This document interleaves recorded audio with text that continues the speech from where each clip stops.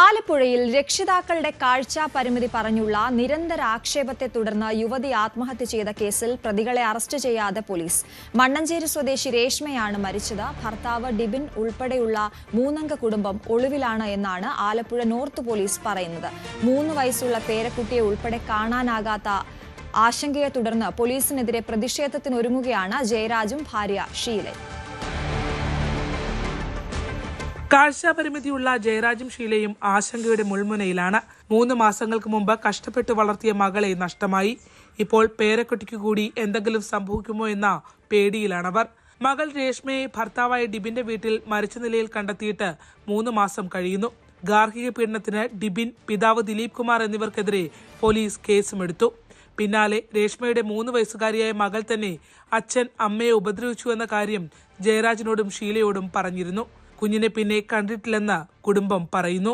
കൊച്ച് പറയുകയുണ്ടായി ഞങ്ങളോട്, അമ്മയുടെ ഫോൺ അടിച്ചു പൊട്ടിച്ചു, അമ്മയെ തല്ലി എന്നുള്ളത് നമ്മളെ അടുത്ത് പറഞ്ഞു.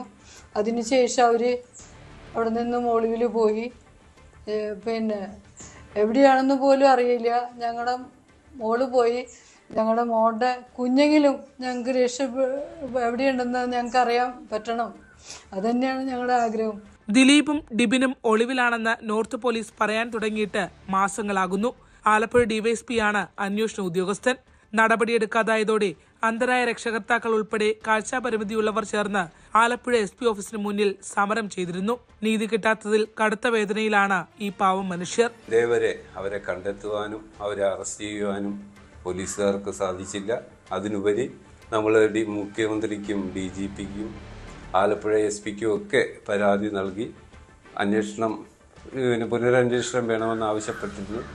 അത് മുഖ്യമന്ത്രിയുടെയും DGPയുടെയും അന്വേഷണത്തിൽ നിന്നും അവിടുത്തെ പരാതി കൊടുത്തതിൻ്റെ അന്വേഷണം അറിയാൻ കഴിഞ്ഞിട്ടുള്ളത് എറണാകുളം സോണൽ IGക്ക് 10 ദിവസത്തിനുള്ളിൽ അതിൻ്റെ നടപടിയെടുത്ത് അറിയിക്കണമെന്ന് പറഞ്ഞിട്ട് അതിൻ്റെ ഒരു റിപ്ലൈ പോലും നമുക്ക് ഇതുവരെ കിട്ടിയിട്ടില്ല. ജില്ലാ കോടതി ജാമ്യം തള്ളിയിട്ടും അറസ്റ്റ് ഉണ്ടായില്ല എന്ന് മാത്രമല്ല, പോലീസിന് പ്രതികൾ എവിടെയാണെന്ന് കണ്ടെത്താൻ പോലും ആകുന്നില്ല എന്നതാണ് വിശദീകരണം.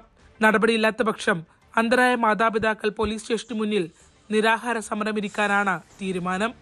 ശരണ്യ സ്നേഹജൻ, News 18, ആലപ്പുഴ.